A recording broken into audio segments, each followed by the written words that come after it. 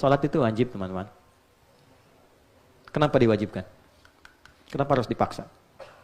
Dan kenapa ketika seorang meninggalkan salat jadi dosa? Karena di dalamnya bukan ada beban, tapi ada kasih sayang Allah yang memaksa kita karena Allah sayang pada kita untuk mendapatkan keistimewaan itu. Satu, ada ketenangan. Tadi, yang gak mau dilepas dengan kekayaan. Kaya dan tenang.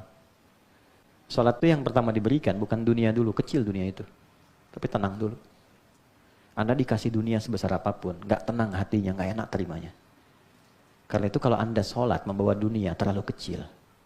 Makanya yang paling enak itu ketika sholat itu merasakan ketenangan. Teman-teman gak percaya silakan ya. Karena itu ada ajaran di Quran tuh gini. Kalau sedang ada masalah, ambil wudhu, hadap kiblat, sholat aja.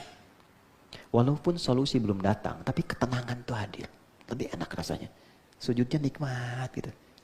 Kadang-kadang kita nangis tuh. Bahasa Nabi Ya'qub tuh gini. Innama ashku bathi wa huzni Allah.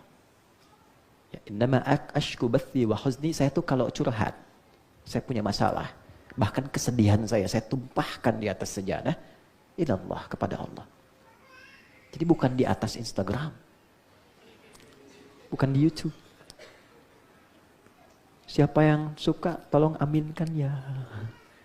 Tambah masalah. Tangkan sajadah, ambil wudhu, sholat.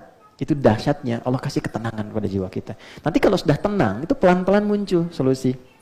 Datang gitu, satu. Oke? Nah ini satu, dan ketenangan itu mahal, ini. Yang kedua, kalau sudah tenang, perilaku kita berubah. Demi Allah saya katakan, pasti berubah. Ya, teman-teman, suaminya kalau sedang nggak tenang, perilakunya nggak normal. Ya kan? Seperti istri pun kalau sedang nggak tenang, nggak normal. Permintaannya macam-macam.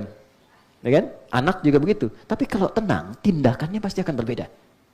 Jadi syahwatnya bisa ditekan, keinginan pikirannya pun bisa terarah.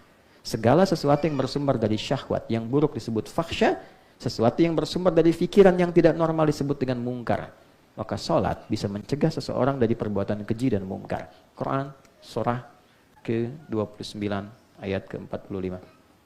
Inna sholata tanha anil fakhsya wal mungkar. Tentang tenang, Quran surah ke-13 Ar-Ra'd ayat 28. Sudah? Pelan-pelan ya. Ala bidzikrillahi tatmainnul qulub. Yakinkan pada dirimu yang paling dalam, zikirmu bagus, hatimu tenang. Dan puncak zikir itu salat. Di Quran surah 20 ayat 14, zikir disebut dengan salat.